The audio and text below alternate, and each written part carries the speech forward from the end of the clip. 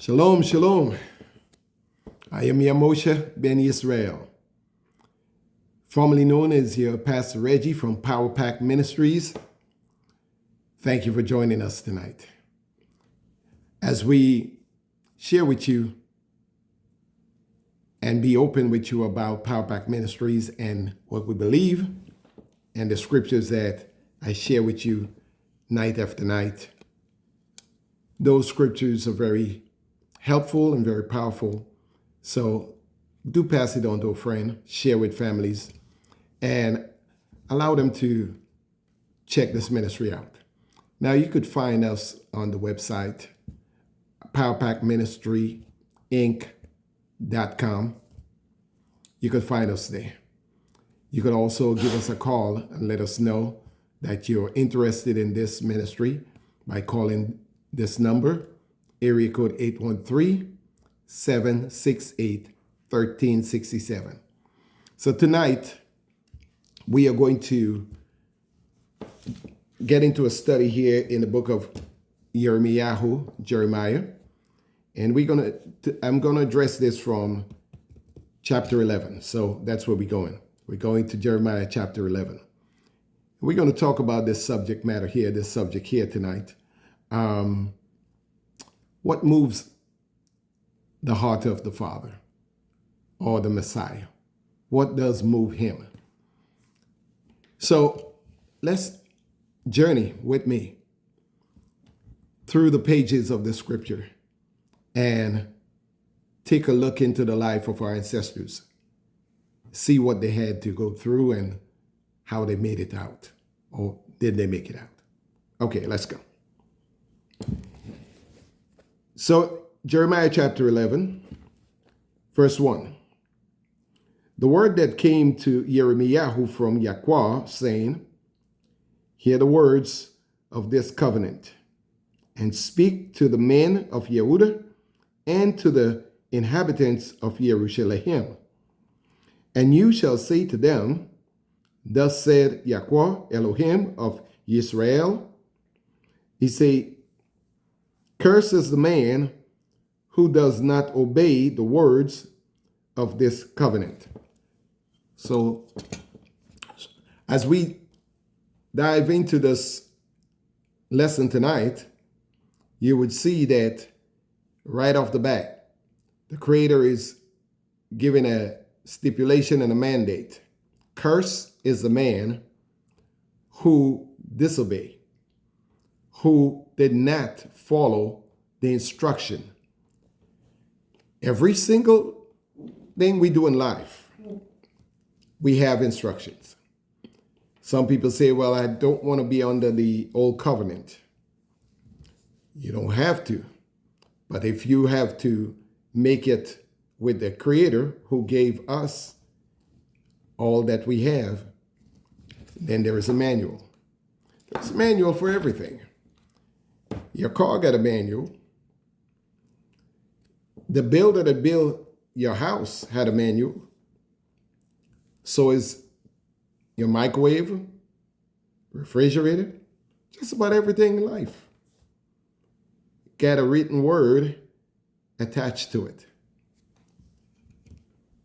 And the Creator is saying here that people that don't obey his commands, don't listen to the word and follow it, curse is going to be upon them.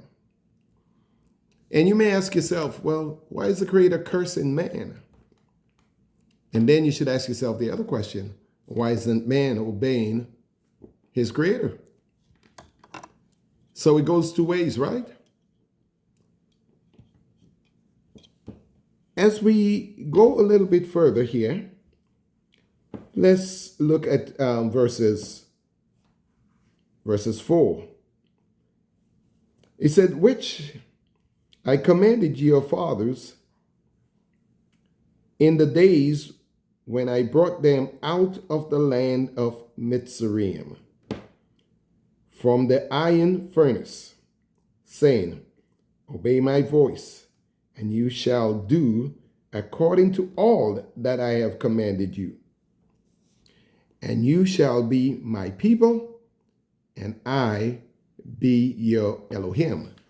So he said now in verses 4 that the ancestors was given the commands.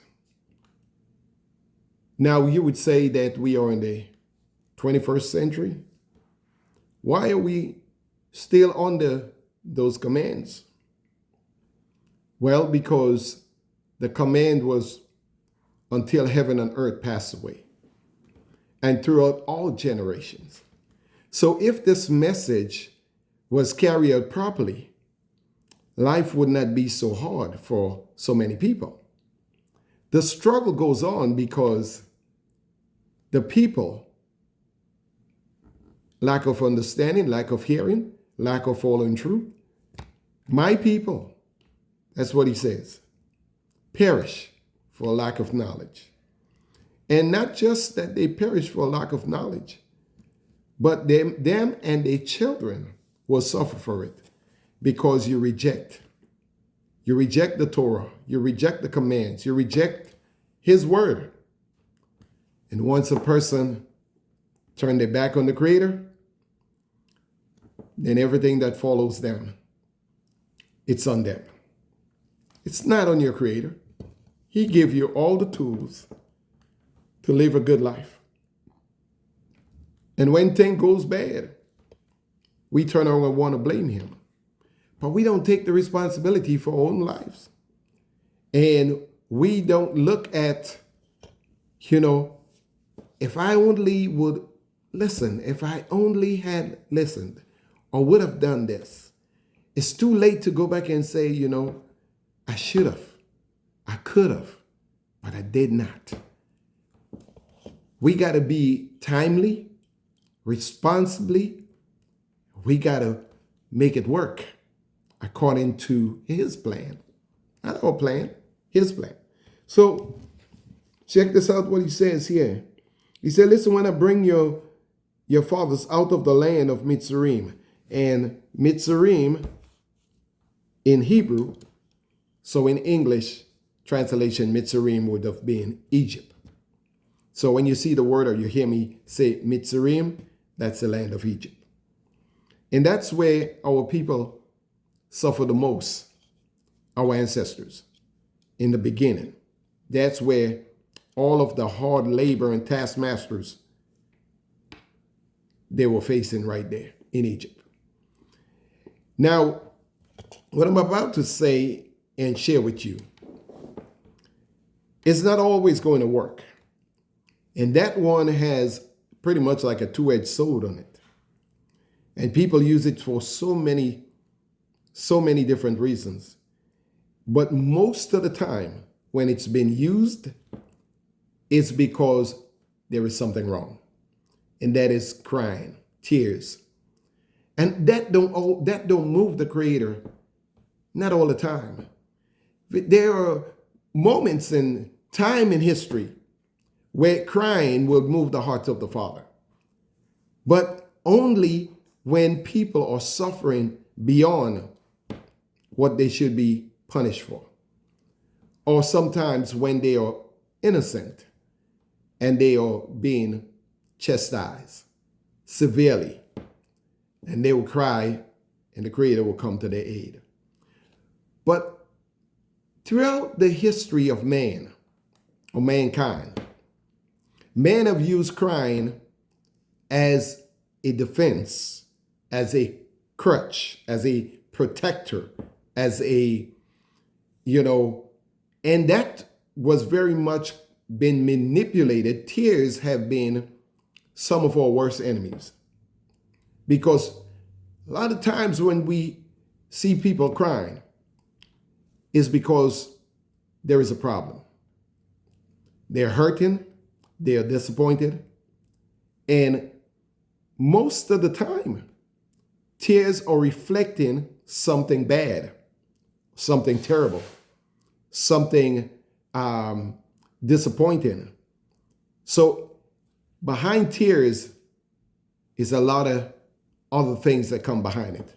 And seldomly is it where tears are the victory, give you the victory. Usually it's because something is wrong. And that's for the most of the time, that's what people use it for. So let's see. So in this chapter here, in verse 5, he said, in order to establish the oath which I have sworn to your fathers, to give them a land flowing with milk and honey, as it is this day. So we go in again. And I answered and said, Selah, meaning well said, well done, I agree. So Jeremiah will continue bringing this word before the people. And here what the Creator is relating to him. He said, and Yahweh said to me, he said, proclaim all these words in the cities of Yehuda and in the streets of Jerusalem, saying, hear the words of this covenant and do them. So now he's giving them the commands that he put up before them. And he's not just asking, but he is demanding. Do it. Here is the command. Live by them. Follow them. They will do you good and not evil. But then you have an adversary, and the adversary loves to come and play with your emotions, play with your mind. That's why we are encouraged through the word to renew our mind every day, because your mind is the most powerful thing that you have.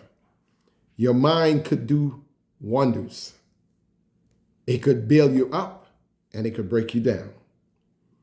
You have to protect that vital organ that you have, which is called the mind. You have to protect your delta and your beta and your emotions.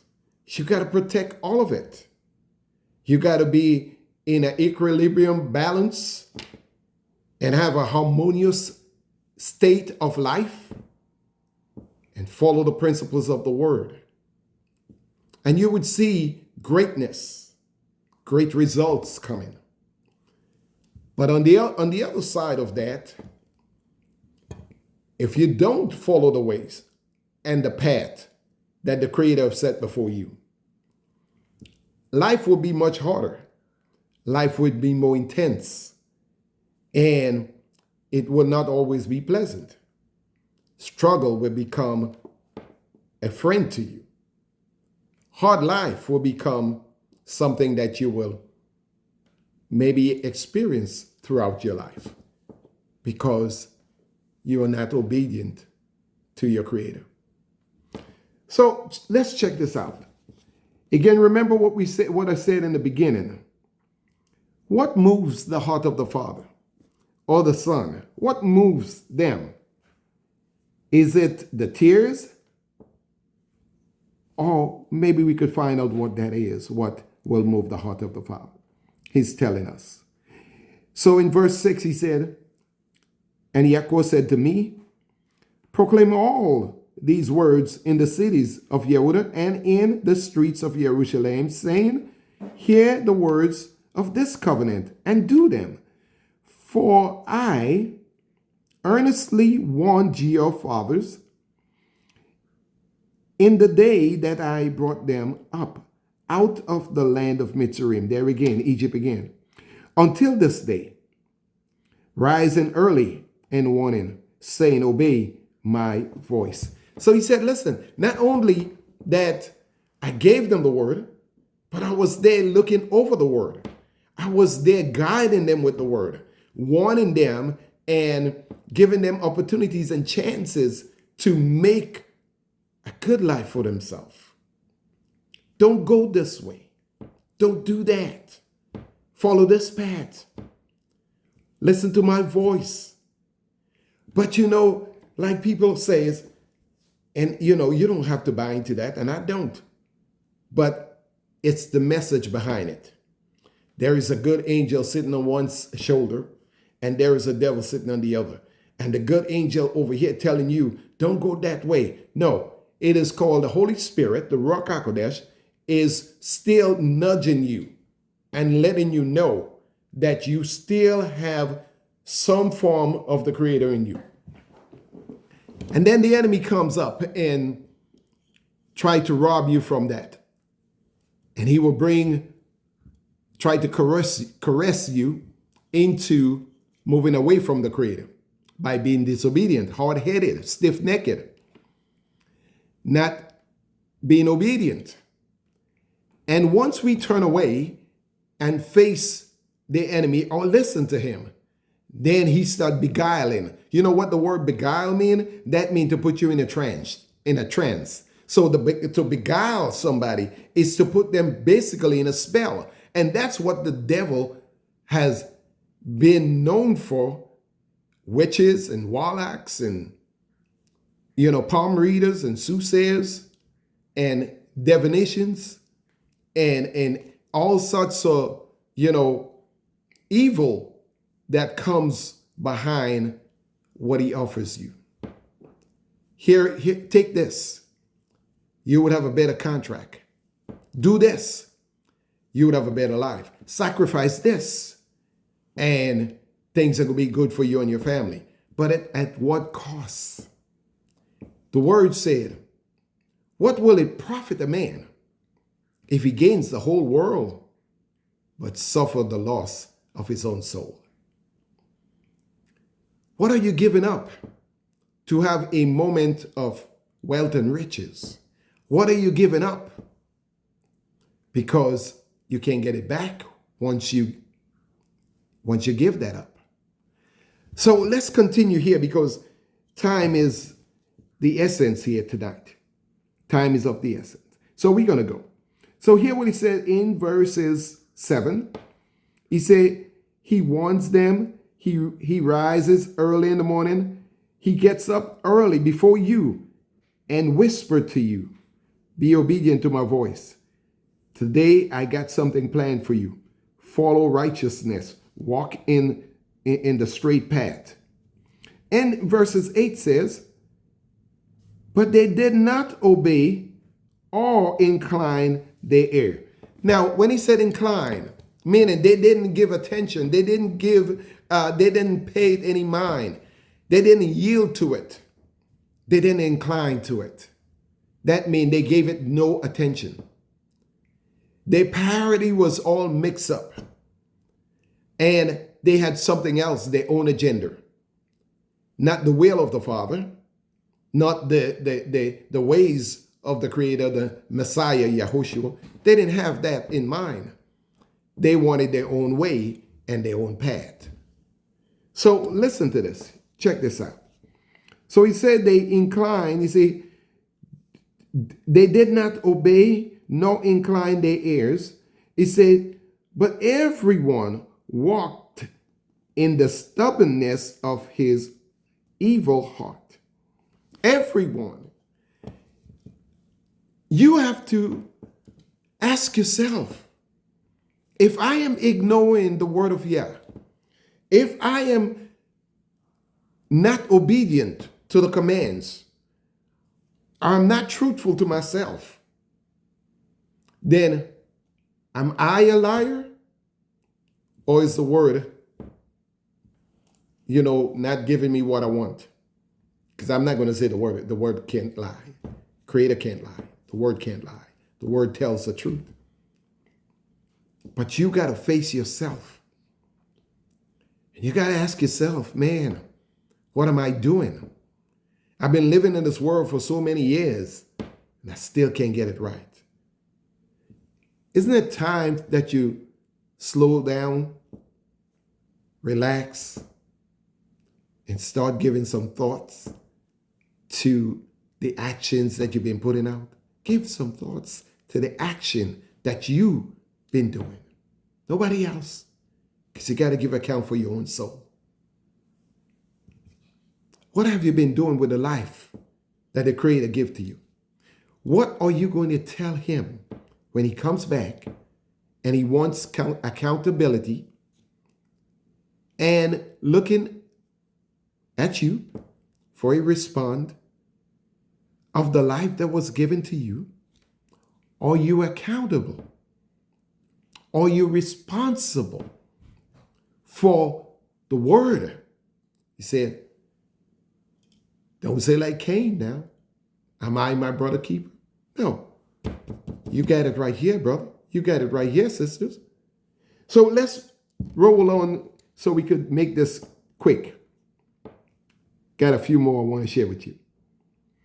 So here what he says now in verses 9, he says, and Yahweh said to me, there is a conspiracy among the men of Yehudah and among the inhabitants of Jerusalem. They have turned back to the crookedness of their fathers, who refused to hear my words, and they have gone after other mighty ones to serve them. The house of Israel and the house of Yehudah have broken my covenant and I made with their fathers. Therefore, thus said Yahweh, see, I am bringing evil on them, which they are unable to escape. Then they shall cry out to me, but I shall not listen to them. So it's not all the time that people cry, or your cries are going to be heard, and it's going to be valuable to you. That cry that you have might be the cry of your own stubbornness. That cry that you're crying might be the cry of your own failures. That cry that you're crying might be the disappointment of your own action. That cry that you're crying comes with some responsibility that you drop. That cry, that tears that you're sharing is not moving the Creator. Because had it been done with love and obedience, you might have stand a chance. But come in and cry after you've been found guilty, and the only reason you're crying is because you know you've been caught. You're not crying because it reaches your heart and you want to do right and you feel sorry for your bad ways. You're crying because I wouldn't do it anymore. But the moment in time you get free from it, you go right back to it. That's not a forgiveness cry. That a cry to say, well, I just want pity. That cry to say, I just want you to turn a blind eyes to what I'm doing. That's not the cry of an innocent man or an honest man. I'm going to take this last couple of verses here. I may have to jump back on this another night, but let me finish this one part. He says in verse 12, it says, and the cities of Yehudah and the inhabitants of Jerusalem shall go and cry out to the mighty ones to whom they burn incense, but they shall bring no deliverance to them at all in the time of their evil or in the time of their troubles. In the times of their troubles, they cry. They have left the commands, they have left the Creator for another mighty one, whom they didn't know, their ancestors didn't know, but they embrace the mighty one of their captors. They embrace the mighty one. What are we talking about? Because some people might get lost in that. All of this started in Egypt. Who are the people of Egypt? Who are the people in Africa? All of this started in the region of Africa. That's where the world first started. The land that is called the land of Canaan, the land of the Hittites, the land of the Jebusites, the land of the Philistine, that is that body of land to whom another race of people is occupying called Israel. But the faces of the people is different. When they left Africa or Egypt, they were bronze-colored people. And by the time they cross over the Red Sea and get into the Promised Land, they were a whole different race of people. It's a history book. And no one could teach it better than the children of the ancestors that lived the life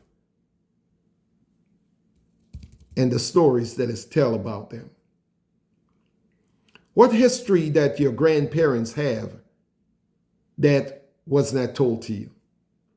What history of your great-great-grandfather and grandmother that you didn't know about? And if we continue to live the way we're going in this world, the rest of it might be washed away or been destroyed.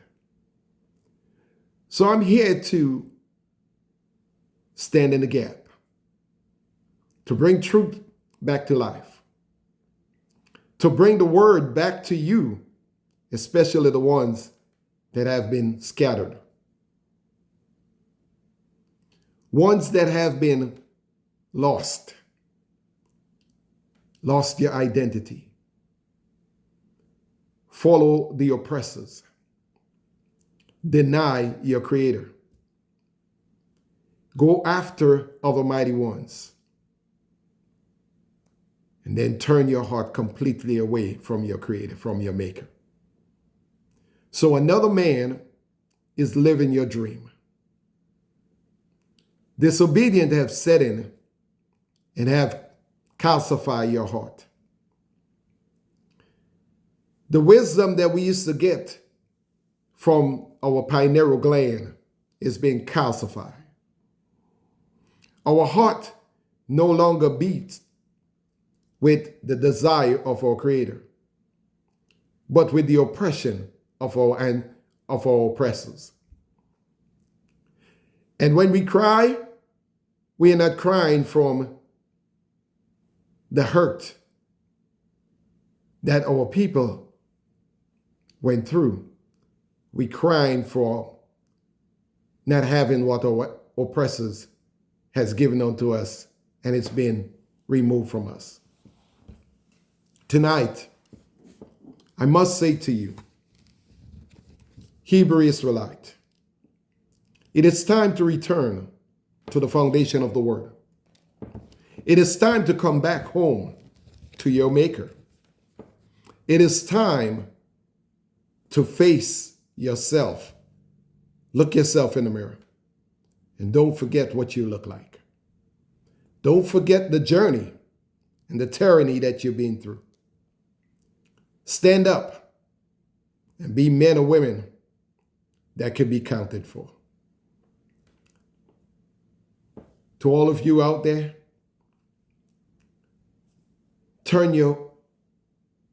that have turned your back to your Creator, turn around again. Come back to your Maker, and He would have mercy on you. But until then, the struggles go on. I am Yamosha ben Israel, and I stand in the gap for the children of Israel. And the message will go out to the whole world. But Israel must be saved first. I have a heart for my people. I love every man, but I first want to see my people make it through to the promised land. Shalom, and may the Creator and Sovereign of this universe, Yahushua HaMashiach, be with you. Bashem Yahushua, Baruch Hashem Yahweh, Ivareka Yahweh Foretz Mareka, Yaye Yahweh Puna Valeka, Vika Neka. May the Sovereign of all sovereign bless you, shine His face upon you, and give you His shalom. Shalom.